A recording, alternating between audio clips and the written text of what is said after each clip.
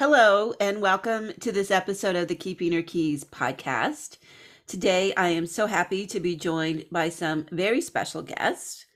First, I'm going to introduce to the podcast Neesheta, who is the Covina Moves educator.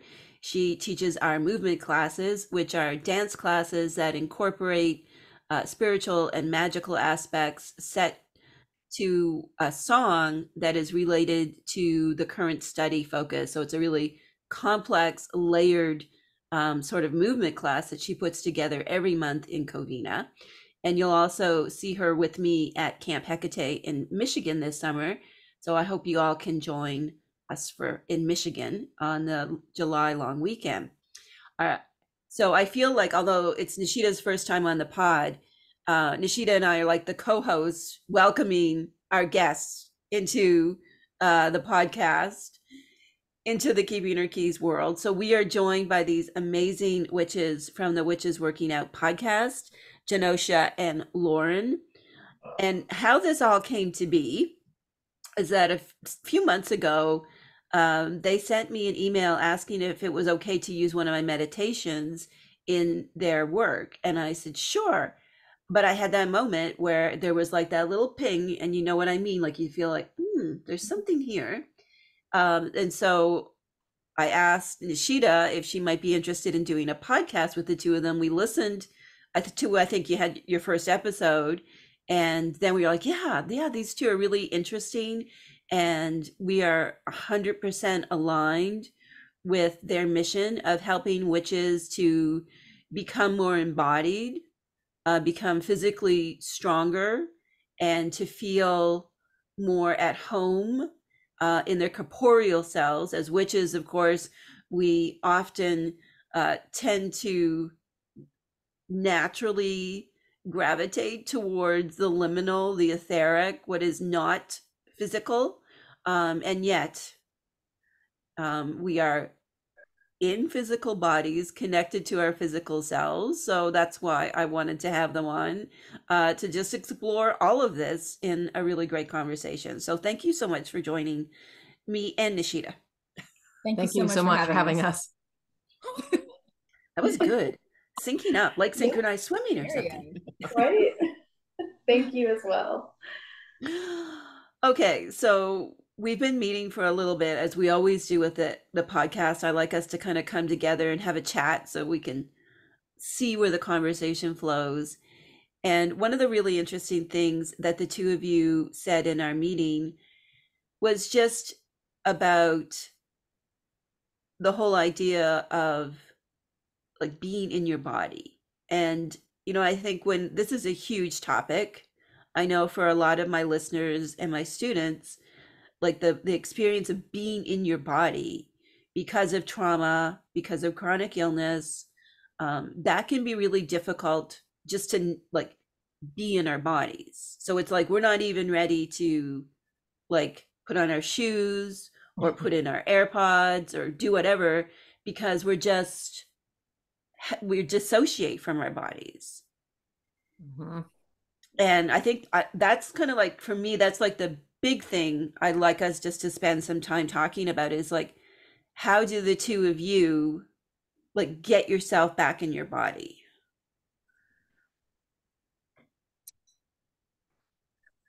Well, the idea for our podcast came very much around the idea of this question.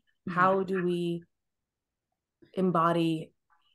we get into our body and connect our spiritual work with what we are doing in this reality?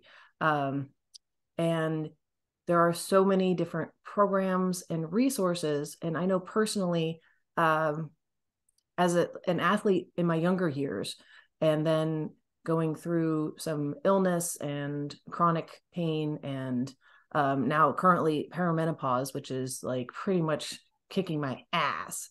In fact, I just had a hot flash and I tried not to do it, like but I'm going to do the next one. Everybody here understands. Like if you need to like strip off your clothes or run outside, like no one here will raise an eyebrow. But, trying, working to move my body in ways that brought me to greater wellness and wholeness with a body that was not working the way it used to, and my digestive tract that is not doing what it used to, and my sleep schedule which is not doing what it's used to, and I felt like combining that with what I was learning through our witchy work, that brought the greatest feeling of wellness and like kind of like hopefulness too, honestly, for me. Oh, I love that you landed on hopefulness, Mm-hmm. because for me, ultimately, like to be able to move at all is hopeful. Yes. Yeah. Right? Like there is hope, whether, you can do a little spinning in your chair, or, you can hike mountains, whatever it is you can do, there's that hope and that feeling of connecting to the deeper world and our witchiness, and finding all of those layers when we're out there moving and grooving, in Neesheta's case, because Neesheta, of course, is an accomplished dance instructor and studio owner. So thank you for that. Lauren, what are your thoughts on how do you get back in your body? Well, I was thinking that for people who have had either, well, if your body never has done what you've kind of wanted it to be able to do, or if you've had things that, like you were talking about, prevented you from doing things the way you used to do, and especially also for people who've had not the greatest relationship with their body, how do you kind of come together, like to have a good relationship with exercise and movement, if you're sad or mad or angry or not, you have some negative feeling about it. But then also from a witchy perspective, that so much of it is about your intuition and your confidence in yourself. And if you don't feel confident in your physical self, then it's going to affect the rest of it. I mean, it's a very psychological thing. So how do you get to a point of feeling like powerful and well, and like you like where you are physically as well as mentally and spiritually? Mm-hmm. And so all of those things, they just go so closely together that you can't have one without the other. And you kind of almost feel like you should be able to, like you feel like, you do a lot of this, your witchy work, your spell work, your whatever you're studying, and then but that's still so closely related to the way that you move yourself. So it's so well said. Yeah, beautiful. So Neesheta, I know you have a lot of thoughts, and you and I talk a lot about this, about, like how do we encourage others to move and to get back in their body. And I know you've had a lot of experiences, like your personal journey with your body. You've been so open and brave in sharing that. And I would just love to hear like where you're at now with like being in your body as a phenomenal dancer and instructor. Thank you. So to share with both of you about my journey too, is I've always had to be extremely active with like autoimmune issues and things like that, to even be in that mindset of like being fit, and all of that. And so just having to always move. And then I grew up in a house where like dancing and music was very big. So I always was moving. And as I got older, I taught a lot of classes, in a classroom, and then also in a studio. And I just knew that that was how I felt like I could help heal people, and then in turn myself too, because I would use it for myself at home. But it's always been a struggle. And then I, within the last like 3 years, I have learned a lot, like about, I guess I received a couple of diagnoses for health and chronic issues. And it was nice to finally hear about the issues that I have. That way I knew what was going on, but it was also, how do I not let that interfere with my journey and trying to heal too? So I have an injury from my shoulder. And in 2020 I had a miscarriage, so I got really angry at my body. And it was about like 3 or 4 months in, and because it was during the shutdown, my appointments kept getting pushed further and further. So I didn't really know anything until about close to the 4 months. Um, and I was really, really angry, very, very angry. And the like week after, because my doctor had said, well, go ahead and move whenever you feel comfortable. So I was just like, well, this is my job, so I'm gonna go move when I want to.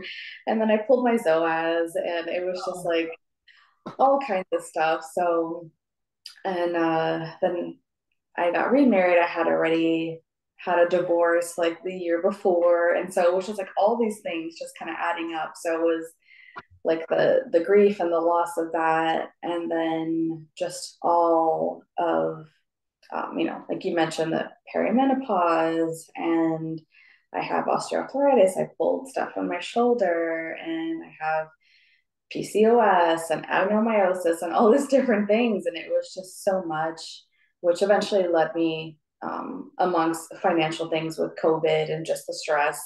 It was just brought me to that journey of closing that chapter. Um, so I took the time to focus on healing. Um, and as we've all mentioned, how we have a hard time, when we were talking before this, on doing stuff for ourselves. I definitely had a lot of help with my husband, and my dad was staying with me. He lives overseas, and he was staying with me at the time. And my dad and my husband sat me down and were like, now you need to heal. Like, now's the time for you to do nothing. And by that point, I had started doing some classes within Covina. Um, and I just felt like, even though I was still moving and doing things that I had just said, I'm not going to do this right now.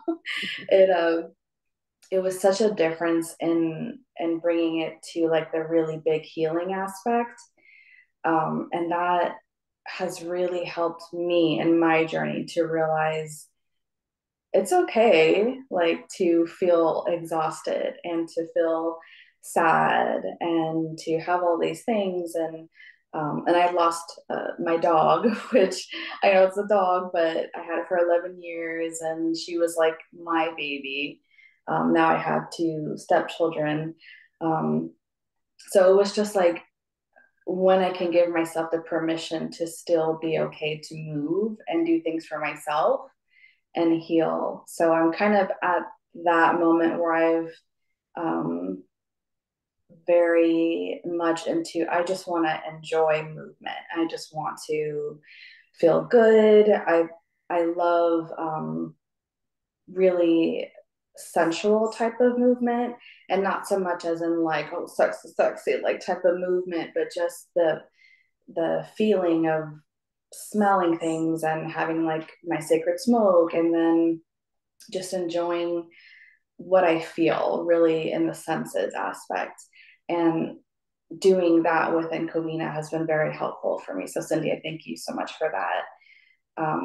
And so that's kind of where I'm at, just really learning about healing for myself, and of course, for others. But it's been quite a journey for me too, and to incorporate it into all of my, I guess, like we said, our witchy practices and everything that we do. It's been really nice to like tie it into something. It just makes it so much more meaningful for me. That's so beautiful. So now that we've kind of all circled together, I think it's probably time for us to do our little candle lighting ritual that we always do at the start of these episodes. So if you're watching or listening along with us, I invite you now to grab your candle and light it as well.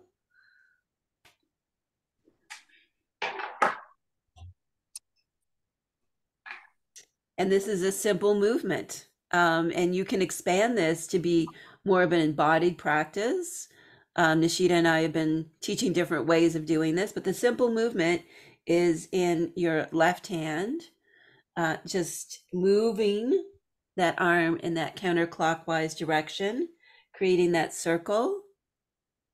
And that is the energy of cleansing, purification, and banishing. So just hold space with that motion and see that counterclockwise circle of fire that you're creating as cleansing yourself and your space.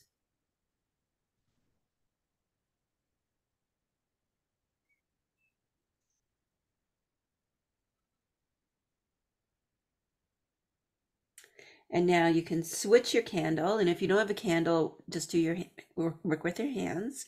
And now let's cast that circle clockwise, bringing in the energy of protection and connection to all of us here, all four of us, connection to your own body. Just really focus on that motion of your arm, however you're able to do it.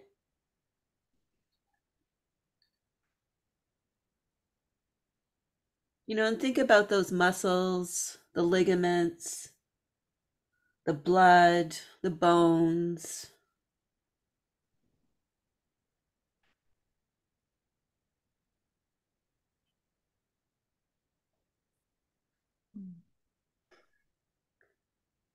Think about the breath that makes it all possible. And for our invocation today, I invite you all just to take that moment of reconnection. You can close your eyes or soften the gaze into the candle.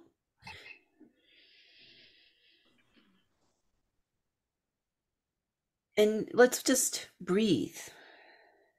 When we talk about working out or movement, it can feel so daunting and overwhelming. We might not have the capacity to do it. We may have physical limitations.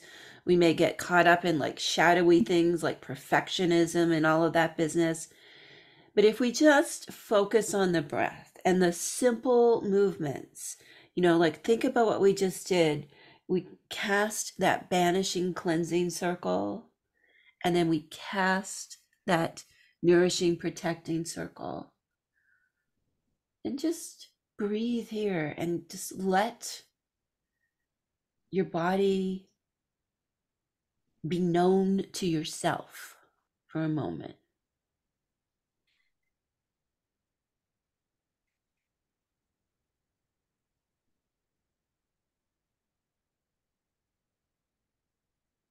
And you can do a little bit of what they call a body scan, just noticing if there's any spots where you have some tension, any aches and pains.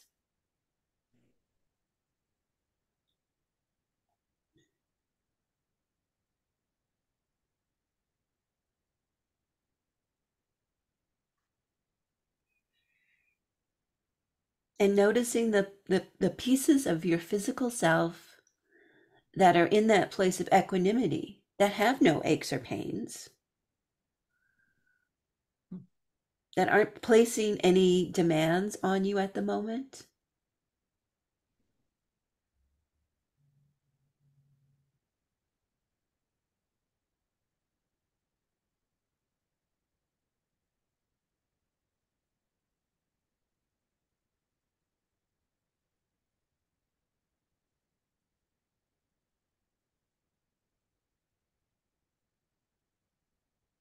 And just visualize that beautiful, clever witch's mind just sliding down into your body.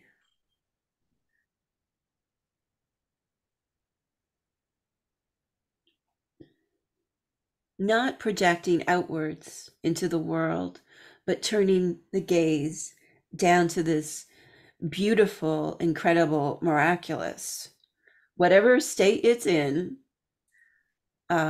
physical home that our souls are connected with.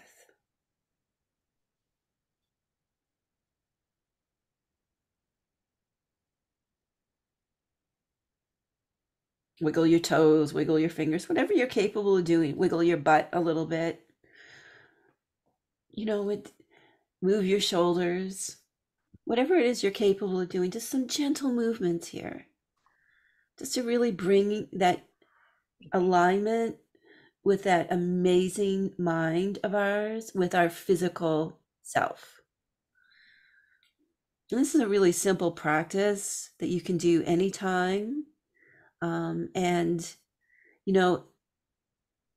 for me, the first step, if you listen to the podcast, I recently talked with Amy Blackthorne about being a well witch and my own journey with compulsive exercise and as part of my eating disorders. And when I think back on all of that time, I was not aligned with my body. My body and I were at war. Mm-hmm.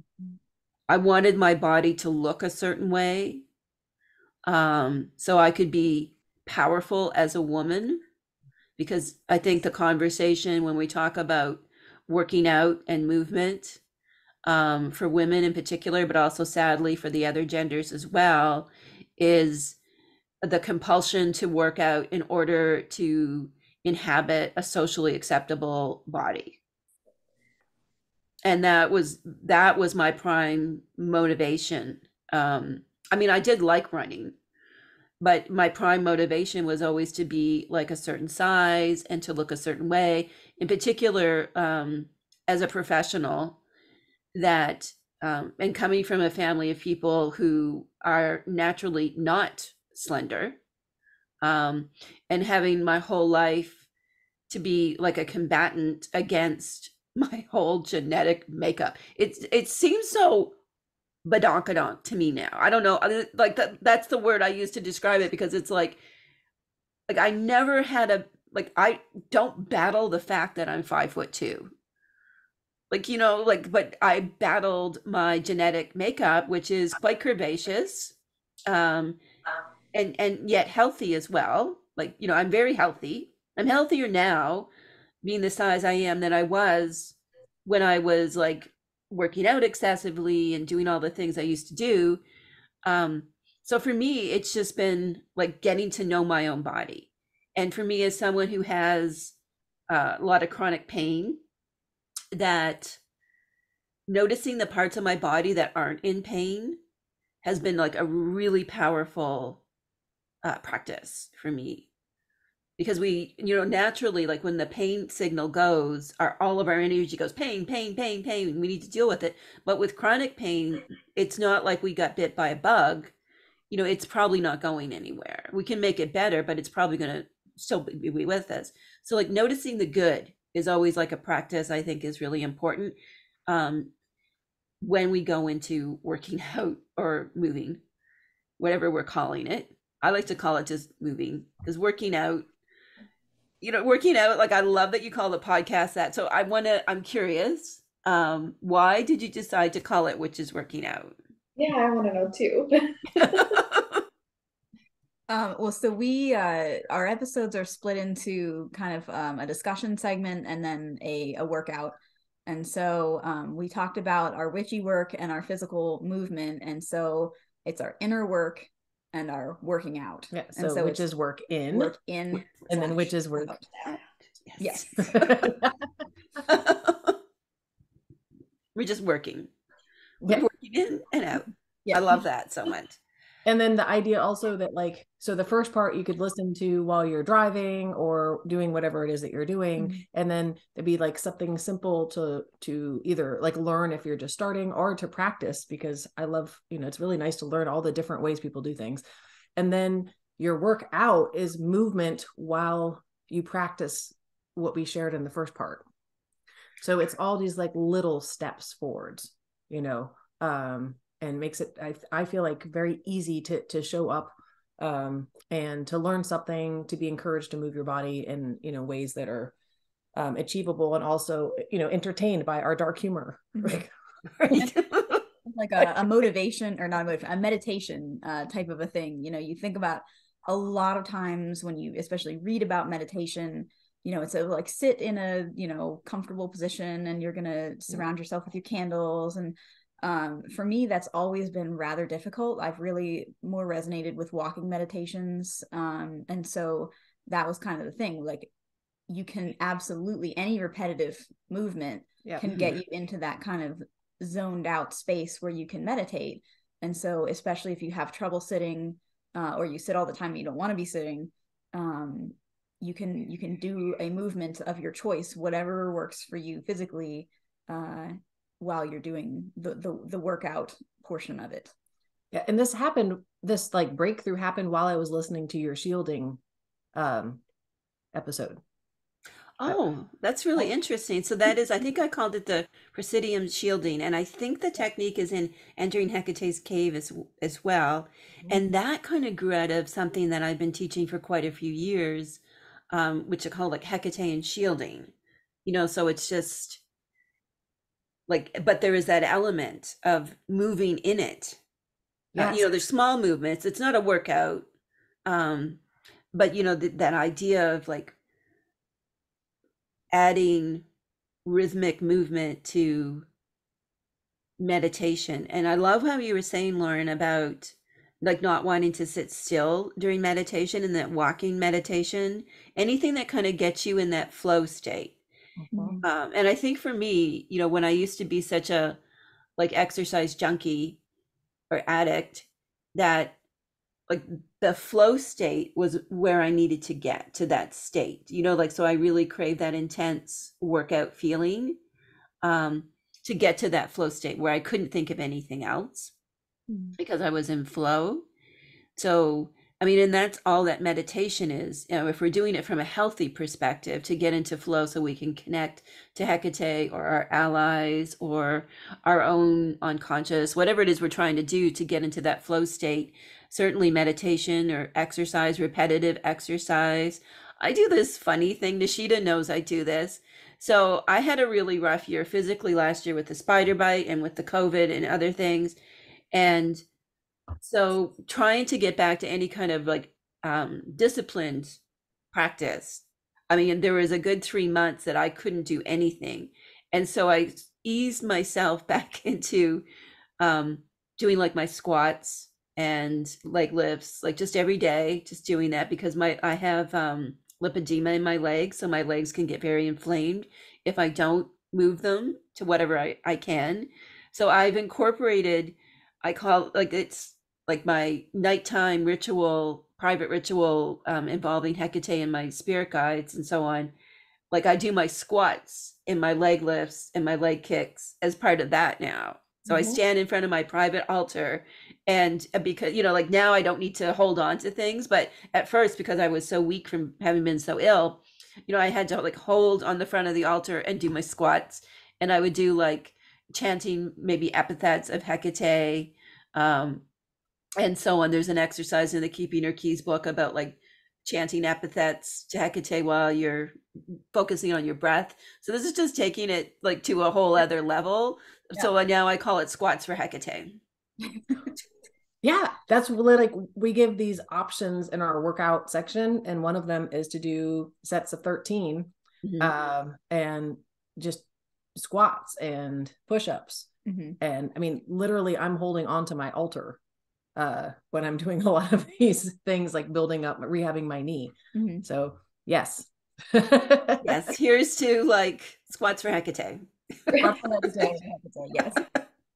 Or just like I'd realized that I usually end up going to the gym, at least before we started doing this, with teenagers. And I come from a family of wrestlers, so I have a very intense family, all pretty much also boys, lots of boys, and wrestling and throwing each other around, and so I would go to the gym and they're all listening to their like pump up music, they're like yes. I just couldn't do it. So that was when I started listening to meditations, and I realized that I've been doing that since April of last year. And that was the space I got in when I would do like the elliptical or the rowing machine or squats. And so that was really where the idea came from, was to combine very simple movements with getting in that flow space that you talk about. Amazing.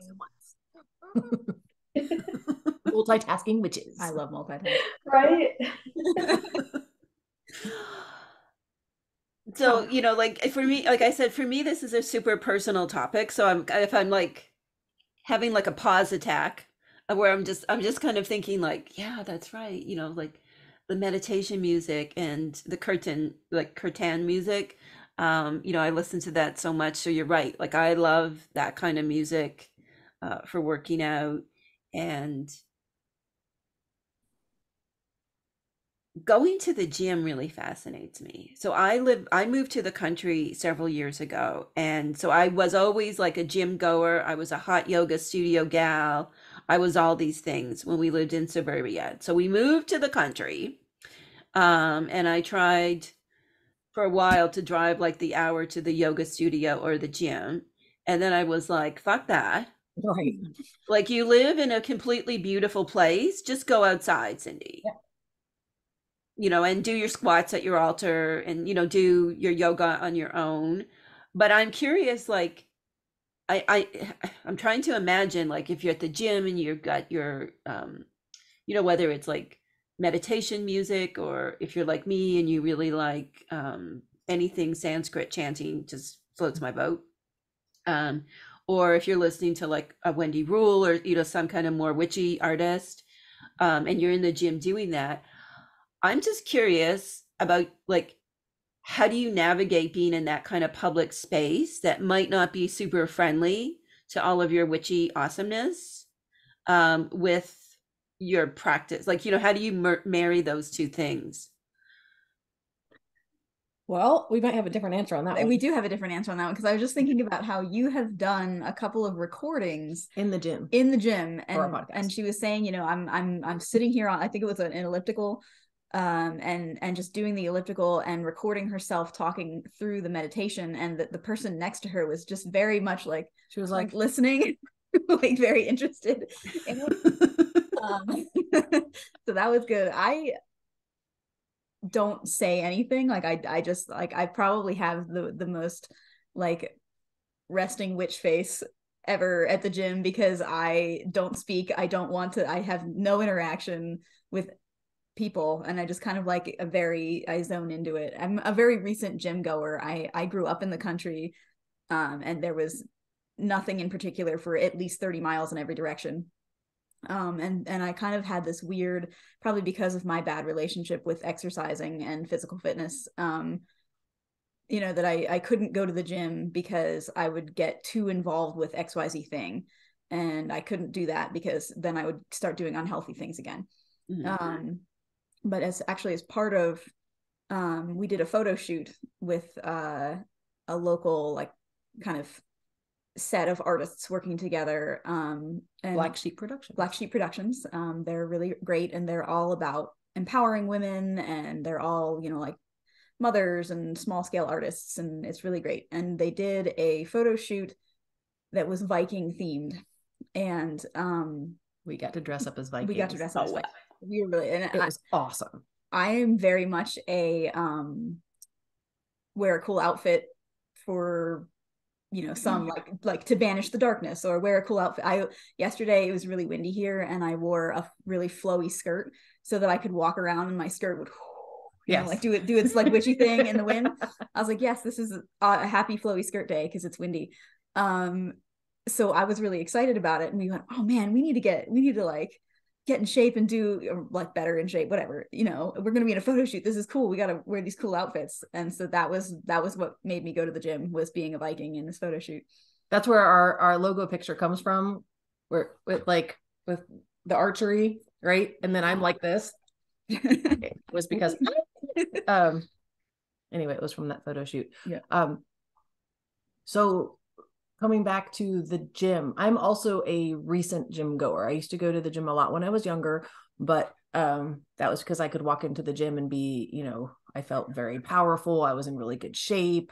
And, you know, looking back at that, actually, side note, I was in such great shape, I didn't even get my moon cycle anymore because my body fat was so low. Maybe I wasn't in the most healthy shape. I say that. That's actually exactly like the level of in shape where it is you can see all my muscles. I was like, I had like a 6-pack. Yeah, so maybe that wasn't the best. But I use my headphones. I have really great headphones. And I have to use them because I have something called hyperacusis. Have you both heard of that? Oh, what is that? Can you tell us what that is? I haven't heard of that before. I went through a series of like my body falling apart for a couple of years and we couldn't figure out what it was, including like nerve pain, trigeminal neuralgia, which also known as the suicide disease. It's like the most painful thing I've ever experienced. And then a change in my hearing. So loud noises make me throw up. And I was a music teacher, an elementary music teacher. Oh, wow. At that point. So that was great. And it turns out this all has come from a neck injury that I had when I was a young child.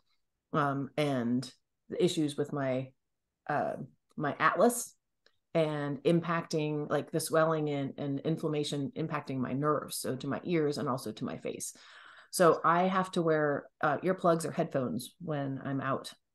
And so when I go into the gym, I just like sometimes I have double earplugs in and then I have these big headphones on and I'm just listening to my podcast, and it really helps me actually to take space for myself, because I can't hear anything.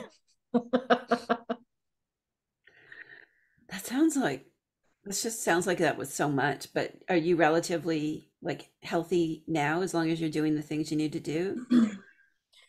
It made me have boundaries, right? And I really struggled with boundaries. And I have boundaries around like things that cause me intense pain, because, I couldn't be like, oh, I'll be fine, I can handle that, it'll be okay, because I couldn't. It would make me like throw up in front of my students, or like the pain in my face was so bad I couldn't leave my house. So as I've worked through this journey of healing, I now have much better boundaries. And I'm not in face pain these days. My ears, I still have the thing with my ears, but it also gives me such a great appreciation, like to be able to go out in the world and be around children and people and all the things I love, because I couldn't do it when I had this nerve pain. That's thank you for sharing that with us. But something that's kind of coming through for me is this whole idea of like going to the gym for many of us is an act of boldness. It is. I felt that way. Like we have to be bold enough to go into the gym with our imperfect bodies, because we all have imperfect bodies. But there's also like the whole gym culture thing, and feeling like I always, like when I went to the gym, I always felt like people were looking at me and judging me negatively, no matter what size I was. And I think can also be, I did an episode a few years ago where I talked about like being the witch in the room, and, like navigating who kind of gets to know that you're a witch. But there's also, it's almost like I'm imagining you standing on the elliptical being witchy. And so I feel like you're being like doubly audacious because you're at the gym, which is an act of bravery. And then you're claiming you're taking up space like as a witch at the gym. So there is just levels of boldness going on the elliptical machine. So I just wanted to take a minute to applaud the two of you for doing that. Thank you. Something that's really, I think about that a lot. And maybe with the, kind of like focusing my thing at the gym. It was like a meme or something I saw, and it said, like, I don't want to be beautiful, I want to be otherworldly and vaguely threatening. Yes. And that's so much like that's me as a witch, like that. I'm so I kind of maybe project that at the gym, like that's maybe my like, leave me alone, you don't want to interact with that, or try me, or I don't know, something like that. That's kind of my my energy when I go in there. Maybe a little bit intimidating. Yeah. And I get that I'm intimidating a lot, and I always think it's funny because I'm like ridiculously nice. It's like, I mean, like annoyingly nice sometimes. I just always see the best in people, but I'm also 6 feet tall and when I first met her, huge. And I walk in and I'm like, hey. Yeah, when I first met you, you were so tall and you were wearing like camo pants and you were very knowledgeable. It was a wilderness first aid class, head to toe camo. Usually have head to toe camo on. I went, ooh, man, this person is very intense. And then I spent approximately 30 minutes in your presence and went, oh, okay, it's fine.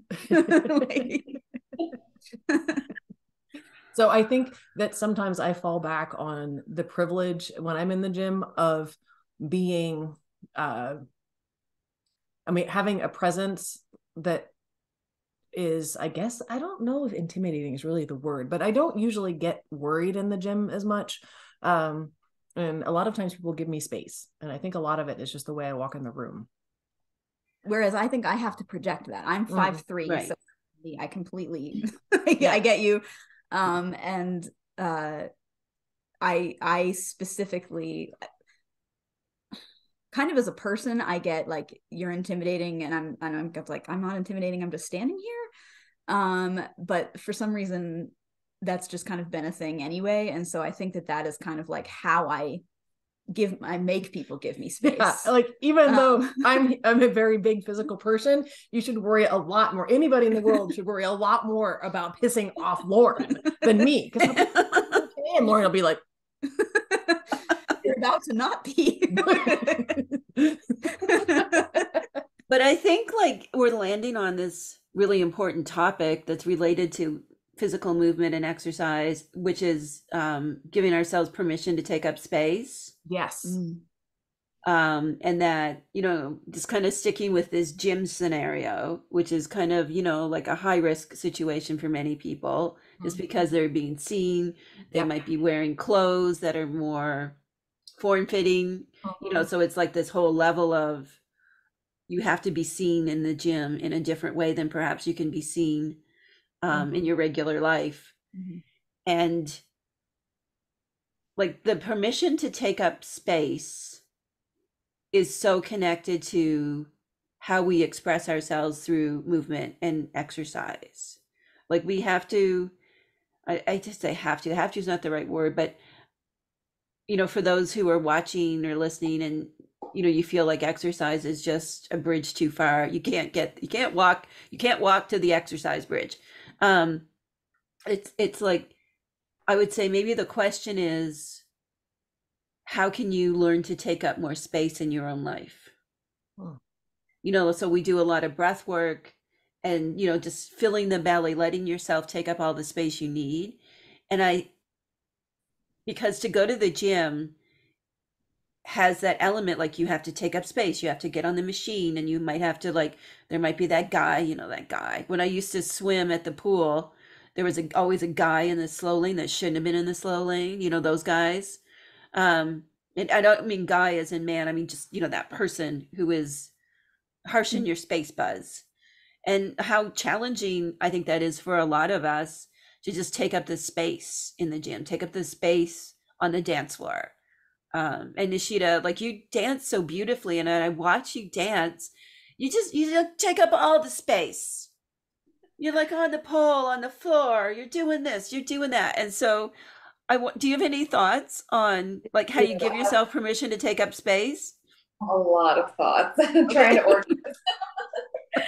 So it started when, and I agree with I used to tell my students, when I had the studio, like the hardest part is walking through the door.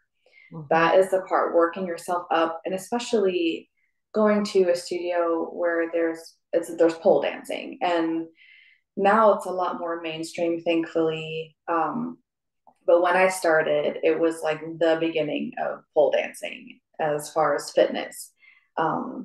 And you walk in there expecting to like be surrounded by like these gorgeous strippers or something. You walk in, you're like, okay, I have a regular day job and I'm not going to be sexy or anything and fit to these girls. And you walk in and it's just regular people. And I think there's a power to that. So even in terms of going to the gym or anywhere that you go to kind of move or do anything that is so private for your body in front of other people, it takes a lot to get in that space. So something that I learned over the years, especially in that type of movement world. And I also train Muay Thai. So, and as you know, walking into a huge gym where there's predominantly males just like chopping these like bags and stuff, and you're like, okay, I'm 5'2", and these guys are like 6'4". So it's just kind of navigating that whole realm. And for me, something that I really kind of took hold of was in terms of like the pole dancing world. There's there used to be, and there still is, like a taboo and like a stigma in being sensual and like owning it. Um, but then there's also like, but I kind of want to know about it. And there's like a dark element, just the same way with what people think of like witchcraft. It's like, oh, that's dark, but I want to know about it and watch a movie about it. So the way I started thinking of it with both, more so with my movement, because my I've been practicing for pretty much my whole life. My mom practiced witchcraft, my grandmother, so I grew up feeling pretty comfortable, but also aware that people in Land Lakes, Florida were not comfortable with it. But so it kind of helped me be confident with that as well, but more so talking about the movement, I started seeing as I'm able to walk this liminal space, right? Like this light space that is happy and bright and moving, and I feel so good. But then I'm also walking this dark space that everyone's kind of curious about. Mm-hmm. And once I started realizing like I can own that, it almost made me feel like I was stepping into a like a superpower.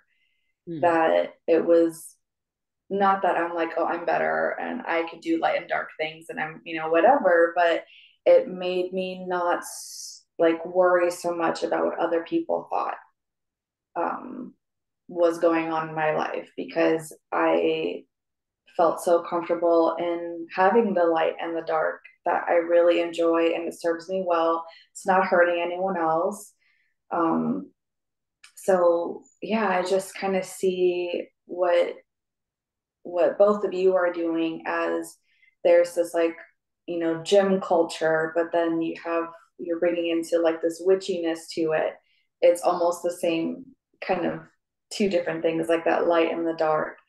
And so when you go into those places, and I've had students as well that are terrified of me, or people that have known me outside of that environment are like, oh, she's so friendly. And then when they go in the class, they're like, oh my gosh, she's terrifying. So it's like sometimes that just naturally will happen because some people are not like feeling that same emotion. So I wouldn't so much worry about what's intimidating or not. If it feels good for you, I think that's beautiful. And I think that's what you're helping other people to feel, that it's okay to feel those feelings. Right, to be yourself and and to engage in a public space like in a way that is most comfortable for you. Like you said, it's not hurting anyone, whether Mm-hmm. or not like how we dress or the music we listen to, or if we, I don't know, bring our crystals to the elliptical machine, or whatever it is we might do at the gym or in a public exercise space that might kind of be make us a little bit unique compared to the mainstream, but you're not hurting anyone. And I think this also kind of raises for me this idea of many of us are really empathic and can pick up on the energetic signatures of other people. And that when we are like in exercising in a public space, like we already talked about that shielding meditation, which I highly recommend if you are exercising with others or in a public space. If you find that exercise like this for you is really daunting because you are getting all this information about other people while you're on the treadmill, why you're on the, you know what I mean? Like you're like, oh, well, Bill is cheating on his wife. And I don't know, does this ever happen to any of the three of you? Like why you're All the time. okay. My life. That, yeah. All of the time. Yeah. It's hard. It's like you mentioned, the shielding exercise. It's like creating that sacred space around you wherever you're going, so that way you can do the thing that you want to do that day. Right. And you're not getting information overload because you're Yeah. just kind of like picking up pieces of whatever anybody's projecting out into the world. So you don't know that,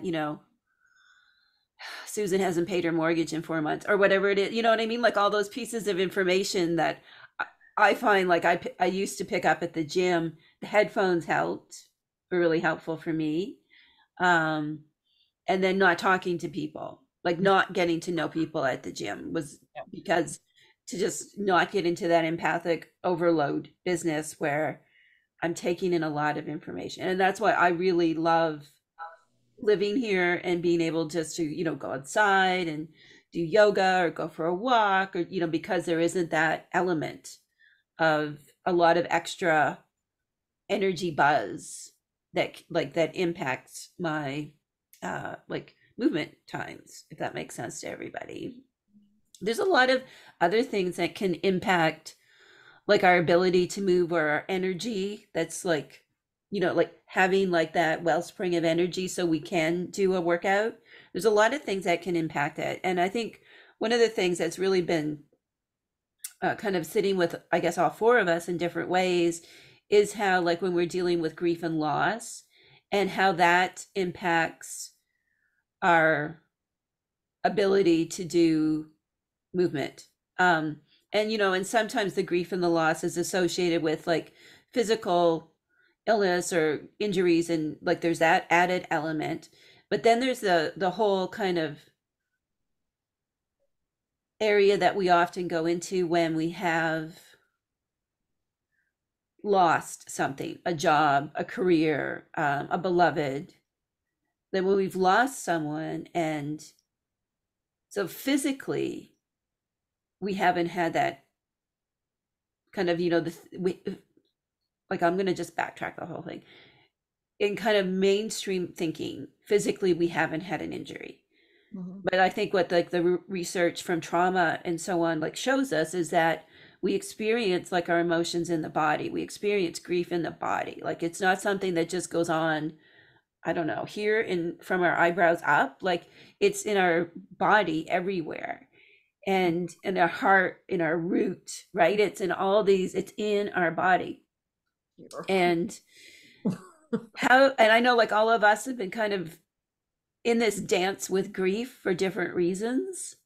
So I don't know, Neesheta, I know you've gone through a big grieving process and you're still probably maybe in, I don't know if you're still in, if you feel like you're still grieving. Do you feel like you're still grieving?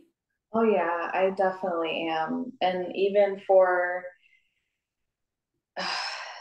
things that haven't even happened yet, if that makes any sense, like just the worrying of things because something happened or yeah, definitely still I'm still working with that. And Cindy and I had a conversation, I don't remember how long ago it was, but you mentioned the fact that I have gone through some of these things as a way that I could also use it to help other people feel it too, and that really helped me.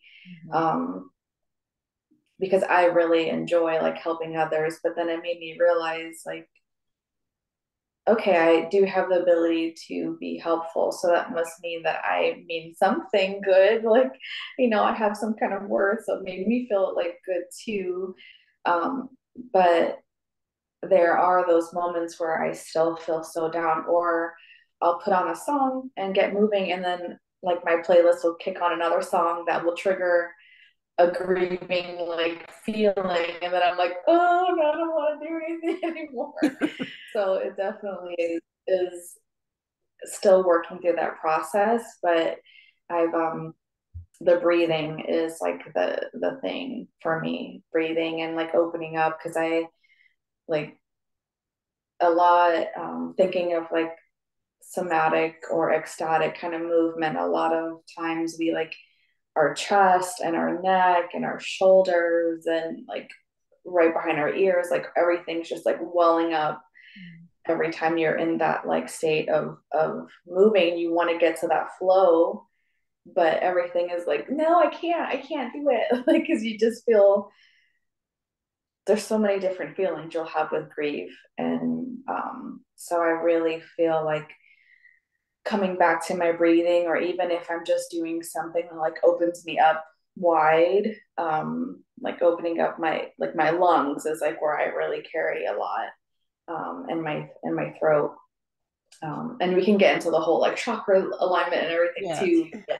It's just really learning what works for you too. But yeah, definitely in terms of the grief, I still feel like I'm working with that, because anytime I've been through like a grieving process, it always seems like it's in a different way that I need to recover from it.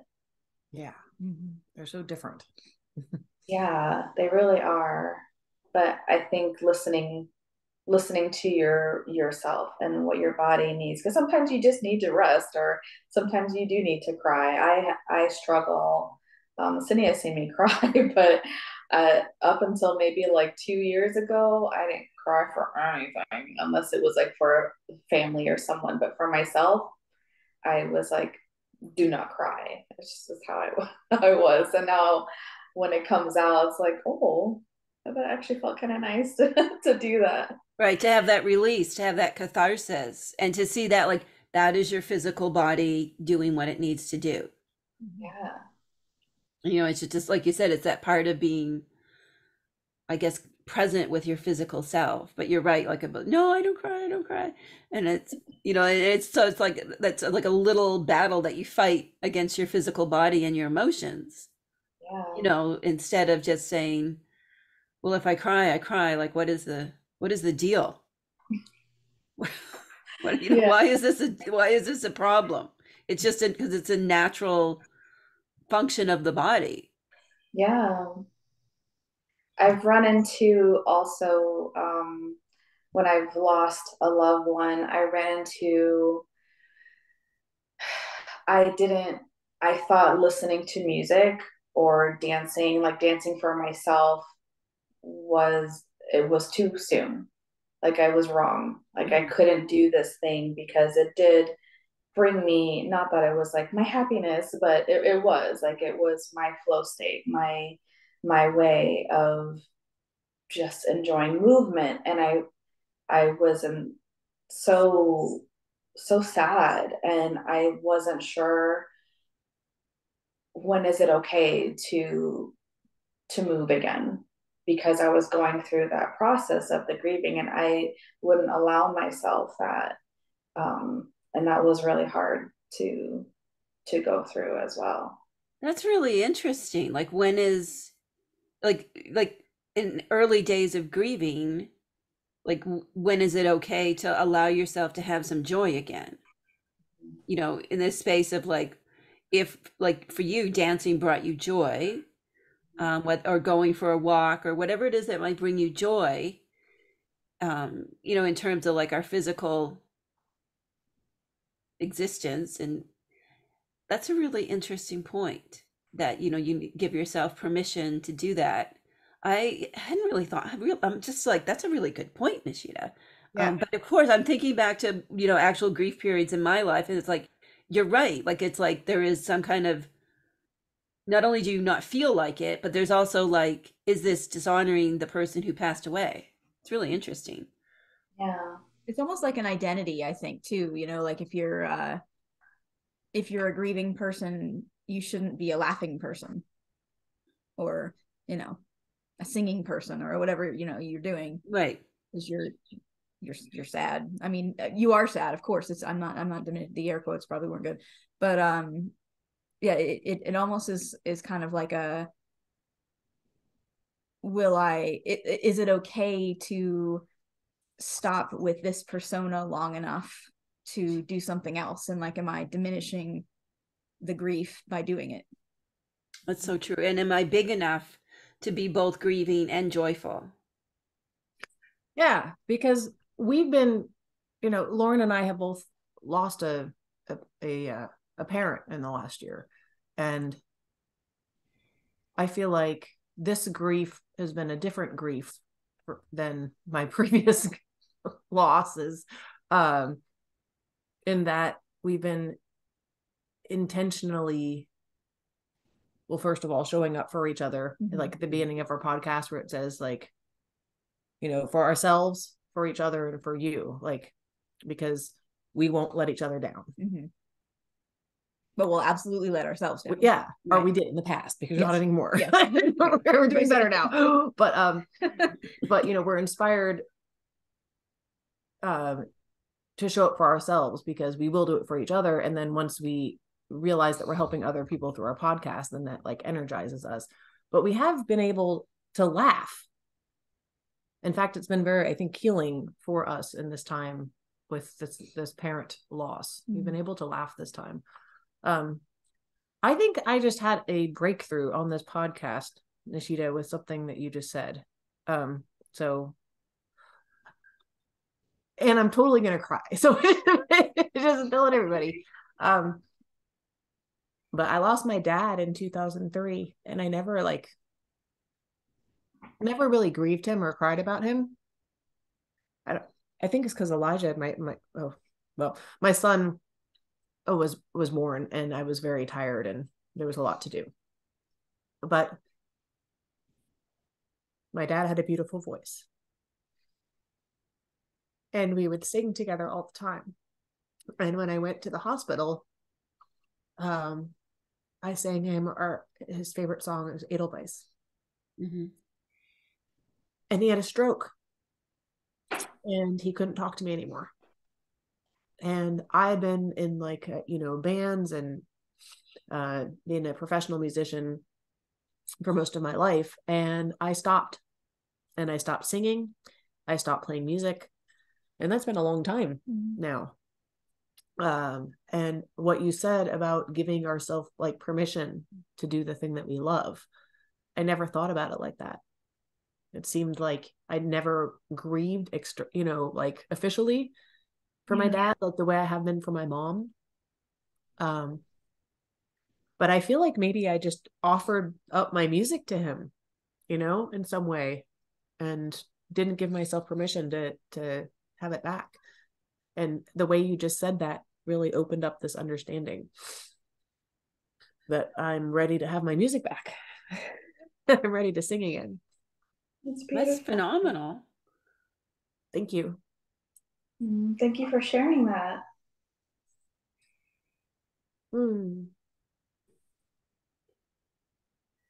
Permission granted. We just say like permission granted, whatever ways that you move, and certainly like you said, singing and performing, exercising, dancing, like just consider this. If you need someone to give you permission, I'll give you the permission to show up for yourself, and to let go of all of those things. Even like what you're saying is like it was like you're offering to him, you're singing, he died, and you wanted to honor him and grieve him, and it was your singing that was your offering in the temple of grief.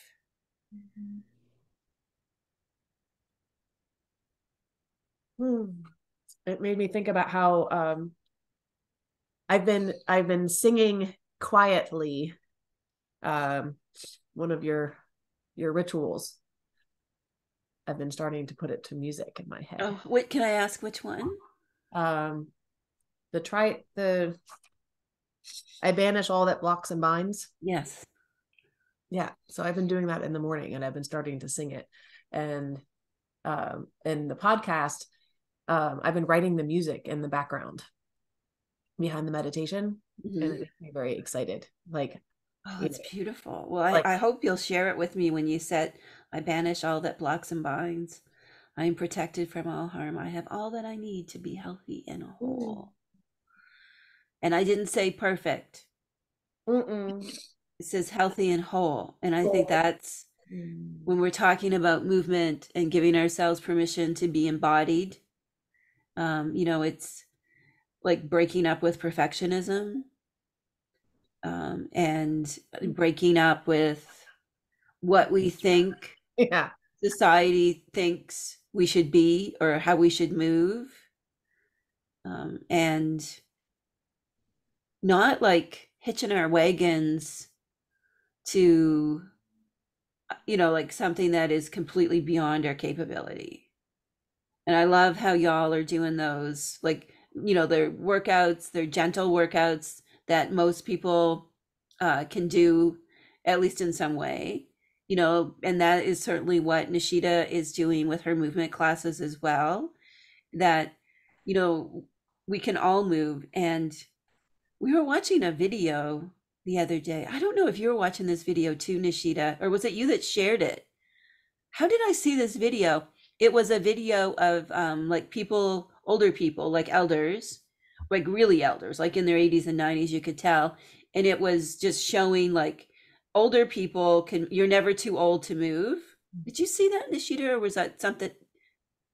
And it was like they were doing all of these really inventive things to keep movement going, like in their 80s and 90s. I feel And like I did, but I don't remember how. right? Like we can't link to it in the notes because we don't know where we saw it, but we know we saw it. Um, so, but it's just, it's like to be creative about what movement looks like for you. Because maybe for you, I mean, maybe you can't do squats for Hekate, or maybe you can't do a movement class with Neesheta or whatever it is, but whatever it is you can do, just to really focus on what you can do and like decouple from Couple. from those ideas like that you need to look a certain way if you exercise, or if you can't train for a half marathon, then what's the point? Or like all of those things, and just like find what is really good for you physically. Like physically for me, what is really good is I love like working around in the yard, working with the garden. I like painting a room. I like that kind of physicality. I really enjoy that. I find just going for a walk, I love that. And I love dancing. As Neesheta knows, like I'm a big like AirPods in, dance for 3 minutes, sit back down, get back to work. Like, so I just think like whatever brings you joy, do in your body. And if you can incorporate your witchiness in it, that's really cool. But just be all of you. I think that's what we've been talking about. Like just be all of you and be in your body as well. And bringing that back to, I think something, Lauren, you said at the beginning about intuition and confidence. I feel like, why wouldn't we as witches trust our intuition to tell us what movement to do? Why wouldn't we have the confidence to believe that our body also knows what is best for us?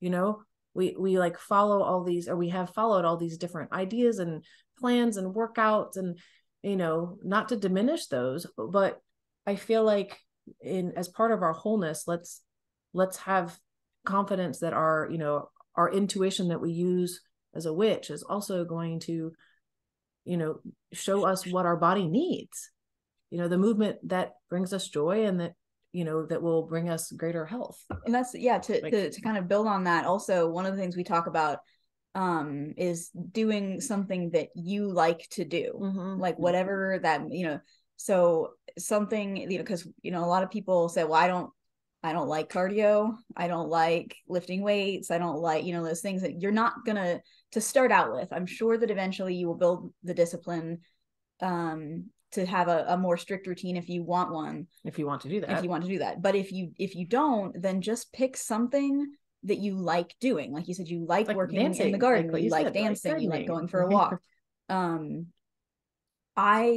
One of the things, I am rehabbing a shoulder injury, and part of the reason that I actually had the motivation to really start working on rehabbing it, as opposed to just kind of doing the thing where you sort of hope it'll just go away on its own, is I was walking in my neighborhood, and my neighbor was doing traditional archery, and I was like, I love that. I've always loved that. I have a bow that was my grandfather's that I cannot draw very well.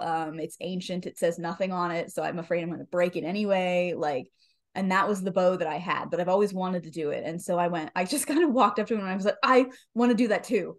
And he was like, okay.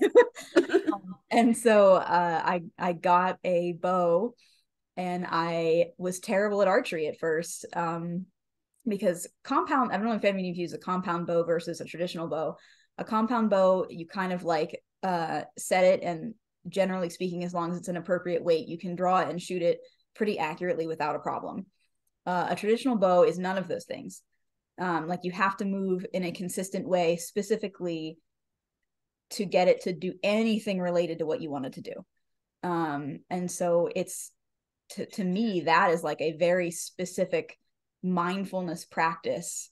And also me breaking up with perfectionism, Cindy, is, oh my goodness, if I can do that, that'll be enlightenment, because I am a horrifically bad perfectionist, specifically with me. And this like kicks my perfectionism in the ass. Like, I mean, it just, oh boy, you just got to be bad at it for a long time before you're good at it. Yeah, just doing something that you like doing and that you're excited about doing is enough to get you started. And don't worry if you suck at it. Yeah, you're good. You're just go into it thinking I'm probably going to, and then just go from there. Yeah, it's something I've been thinking about with don't worry about if you suck at it. Is I'd mentioned I come from a wrestling family. So here recently, women's wrestling has been taking off. And I have a young person in my life who has started wrestling, and she's only one of two women on the team. And man, watching these girls wrestle, like they might lose 30, 40, 50 times in a row until they get that win. But it's been really inspiring to me watching how they're navigating that and their bravery as these very young, young women. And that it's okay for them to keep being bad at it and keep losing until they get to this point where they have their win or their breakthrough. So welcome to the movement and exercise room in the Temple of Good Enough. The Temple of Good Enough. I love that.